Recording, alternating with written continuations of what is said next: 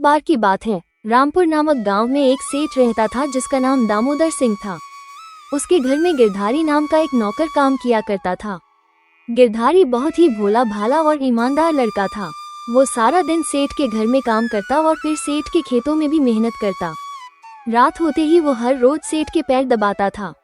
अगर गिरधारी से जाने अनजाने में कोई गलती हो जाती तो सेठ उसे बुरी तरह मारता और डांटता।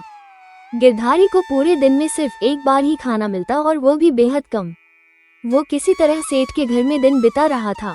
ये जीवन उसके लिए किसी कैद से कम नहीं था। गिरधारी अब ये सोचने लगा कि उसे कैसे भी करके इस नरक जैसी जिंदगी से छुटकारा पाना होगा। न तो उसे कोई कमाई हो रही थी और न ही ठीक से खाना मिल पा रहा था। एक दिन जब वो बेहद परेशान हो गया तो उसने ठान लिया कि वो यहाँ से भाग जाएगा। एक रात जब चारों ओर गहरा अंधेरा छाया हुआ था, गिरधारी वहाँ से भाग निकला। वो 2 दिन और 2 रात बिना रुके लगातार चलता रहा।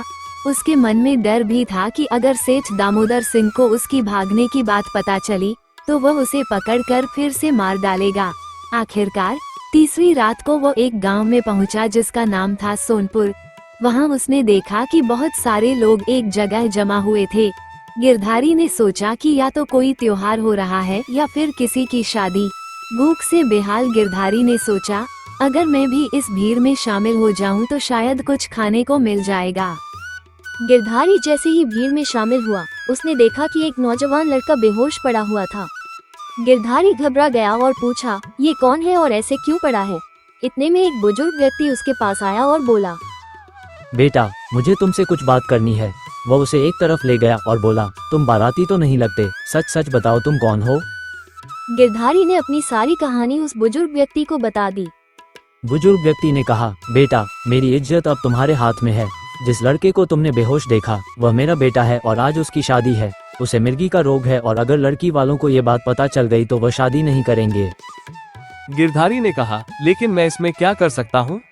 बुजुर्ग व्यक्ति ने कहा, तुम्हें थोड़ी देर के लिए दूल्हा बनना होगा और लड़की के साथ फेरे लेने होंगे। बदले में मैं तुम्हें 50 सोने की मोहरें दूंगा। सोने की मोहरों का लालच पाकर गिरधारी मान गया। उसे अच्छे कपड़े पहनाए गए और उसे दूल्हा बना दिया गया।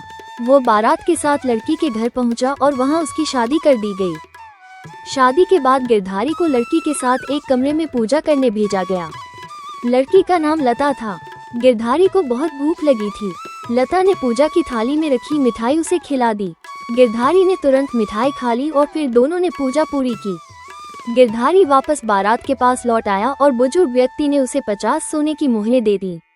गिरधारी खुश होकर वहां से दूसरे गांव की ओर निकल पड़ा। अगले दिन असली दूल्हा लता के घर पहुंचा, लेकिन जब लता ने उसे देखा तो उसने कहा, यह वो लड़का नहीं है जिसके साथ मैंने फेरे लिए थे। लता के पिता को सारा सच पता चला।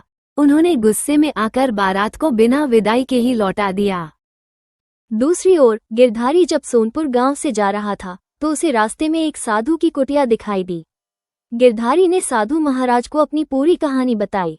साधु महाराज ने उसकी मासूमियत और ईमानदारी देखकर उसे अपने पास रख लिया और उसे ज्ञान और शक्ति दी। अब गिरधारी न सिर्फ शक्तिशाली बन गया था बल्कि समझदार भी हो गया था। साधु महाराज ने उसे कहा कि अब वो अपनी पत्नी लता को ले जाकर एक नई जिंदगी शुरू कर सकता है। गिरधारी ने लता के घर गया और दोनों एक नई जिंदगी का शुरुआत किया।